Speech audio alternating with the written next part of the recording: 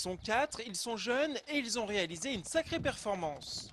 Julien, Jean-Gabriel, Mathieu et Anaël ont en effet décroché le titre de champion de France UXL dans le relais 4x100 mètres. Ces 4 élèves scolarisés au collège Saint-Joseph de Chalonnes-sur-Loire et La Pommeraye ont remporté cette médaille d'or vendredi à Compiègne face à de nombreux adversaires issus d'établissements privés de toute la France. On a commencé à courir ensemble que régionaux, après on a fait quelques entraînements et puis là ça arrive et on n'est pas loin du record de France en plus, donc on est très content. Avec un chrono de 28 secondes 67, ces jeunes athlètes ne sont effectivement passés qu'à 4 centièmes du record de France. 4 centièmes, c'est rien, c'est un cassé, c'est une mauvaise transmission. Et il y a eu mauvaise transmission lors de ce relais où on finit à 4 centièmes. Mais bon, on ne va pas faire les difficiles. Ils sont champions de France, ils le méritent bien, ils l'ont prouvé sur ces 2 jours, donc on se satisfera de ça.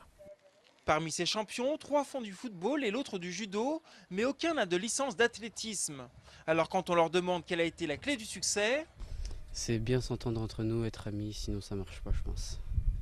C'est ça vraiment. Vu comme ça paraît si simple.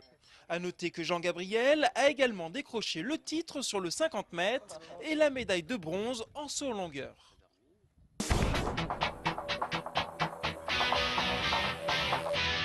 Le SCO tient sans doute un nouvel attaquant. Après Gaëtan Charbonnier, le club angevin s'est mis d'accord avec Youssef Adnan.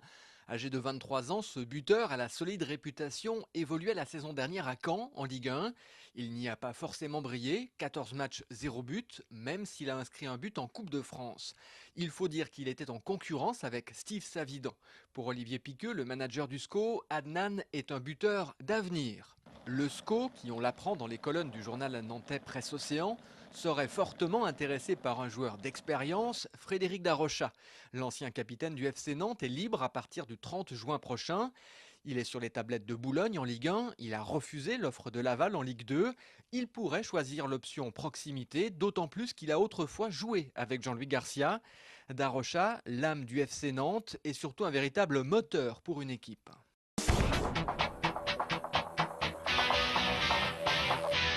Le stade du Lac de Maine, on y revient. Ce week-end, il a été transformé en terrain de tir à l'arc pour accueillir les championnats de France handisport, sélectifs pour les championnats du monde.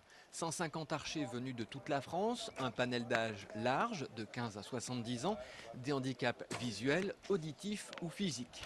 Et parmi les archers, les tout meilleurs Français, notamment Fabrice Meunier, vice-champion olympique à Pékin, une épreuve dont il garde d'ailleurs un souvenir très fort. Où il y avait le cours A principal où se faisait tout ce qui était final, où c'était possibilité 4000 personnes et c'était plein en fait tous les jours. Il n'y a eu aucune différence de fait au niveau valide ou handisport. Et c'est ça qui est vraiment génial, quoi. Pour finir, notez que Marc Mercier est l'invité de Sport 7, 8 fois champion du monde de catch, aujourd'hui président de la Fédération française de catch professionnel. Il a le projet d'installer à Angers un centre de formation de jeunes catcheurs. La ville d'Angers le suit sur ce projet. Il nous en explique les objectifs et sa méthode. Que je ne peux pas construire des écoles dans tous les départements.